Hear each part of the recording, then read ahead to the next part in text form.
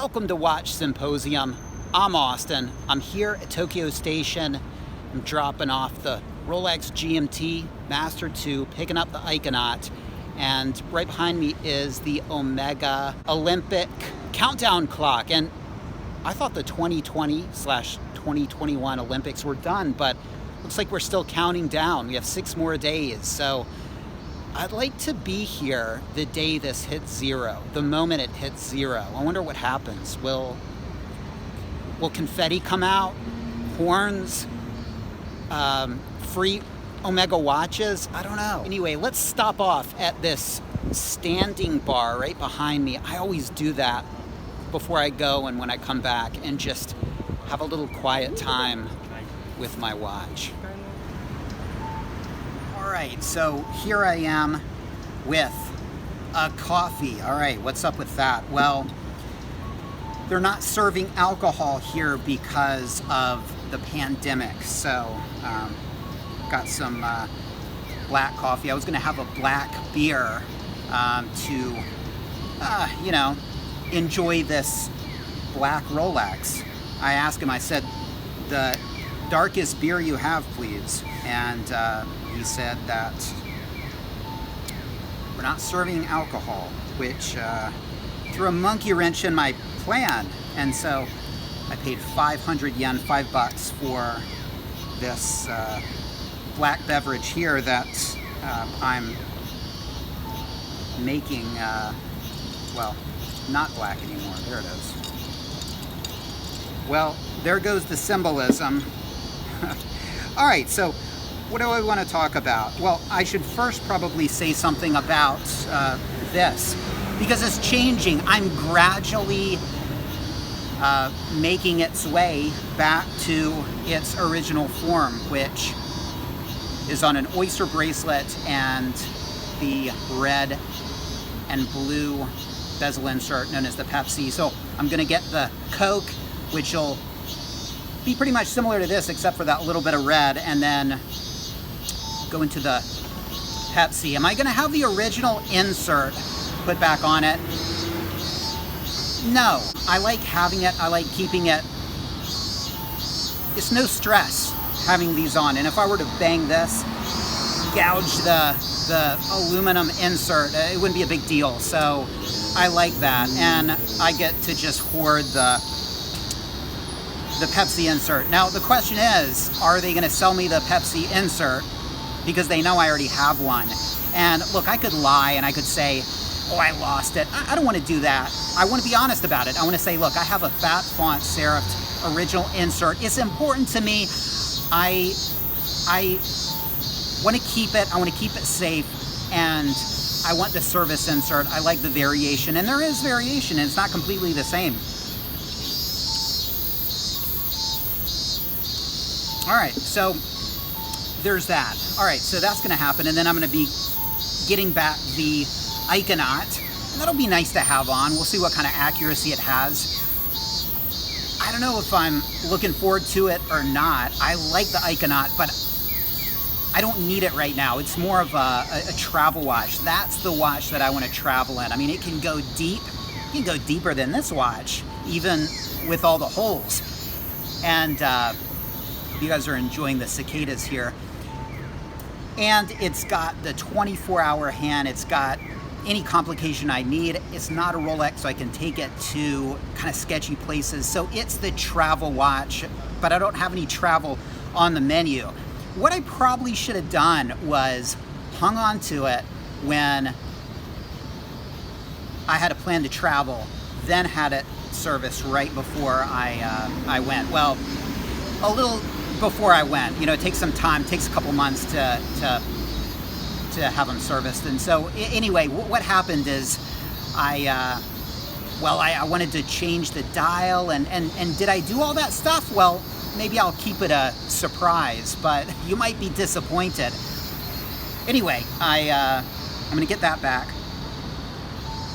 And I thought I would talk to you guys about the question, because I was thinking about it. I was laying in bed last night, and I thought to myself, should Rolex come out with a quartz line or quartz versions?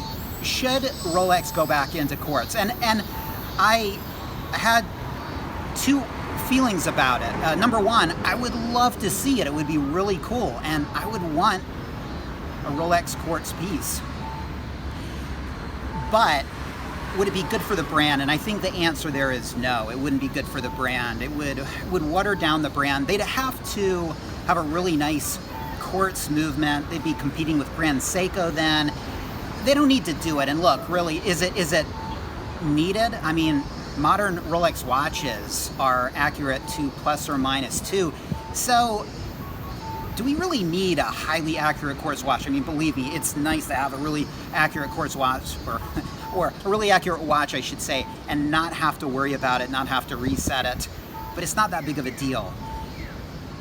But the thing is, it just would, it would detract from Rolex as mechanical watches, and there's a beauty there in the mechanical watch, and so I don't think they should do it at all. And while I would like to see it, and while I would like to have one of those watches, immediately I would regret it. I'd say, awesome, I want one. Why did they do that? So they shouldn't do it, and I'm pretty sure they're never going to do it. But they did do it. They did it in 1977 with the Oysterquartz. It was the first Rolex watch with the sapphire crystal. And I know the steel version, I want to say it's 17000. And Oysterquartz is, well, they're really interesting watches.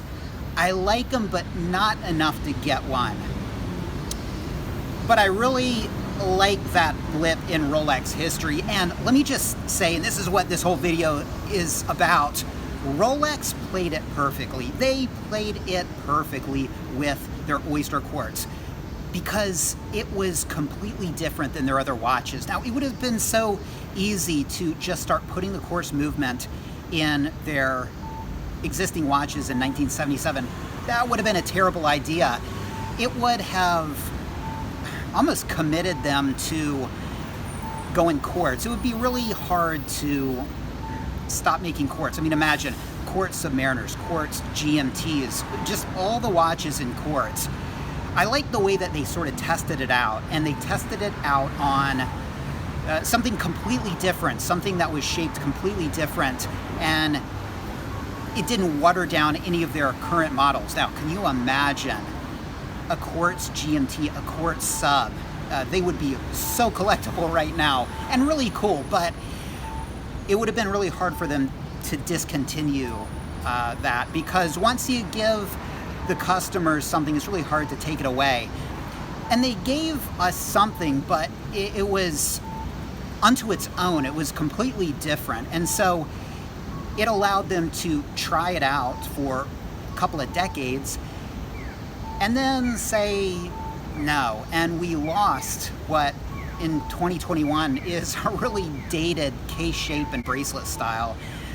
And you know, the Oysterquartz is, well, I like it because it's Rolex, but if it was any other watch, I would just have to come to terms with the fact that it's kind of ugly. All right, the Oysterquartz, in my opinion, really is. I mean, I hate to say it. It's retro cool, and it's cool because of what it is and what it is in Rolex past. But do I actually really like it for its own sake? I don't. I like it because it's a Rolex.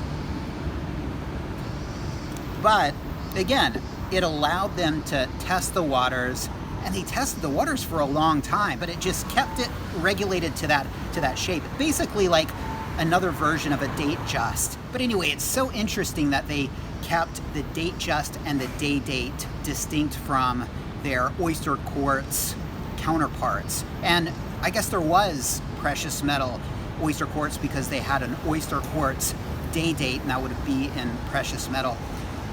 But they kept the shapes distinct, and there was a lot of foresight there. And I think they probably thought, we don't know if we want to commit. And again, it took them decades to decide, no, we're not going to do it. And they hadn't committed.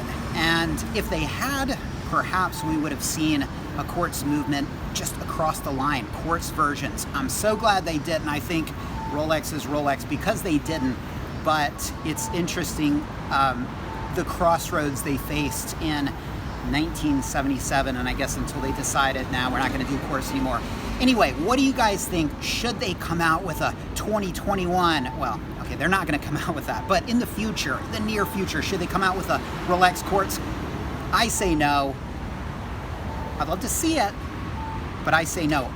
If they ever do decide to do that, I think take a page out of history and come out with a completely different model, try it out before you commit to a Quartz sub, and I'm sure they have the foresight to do that. Let me know what you think. Take care. Thanks for watching. I'll see you next time.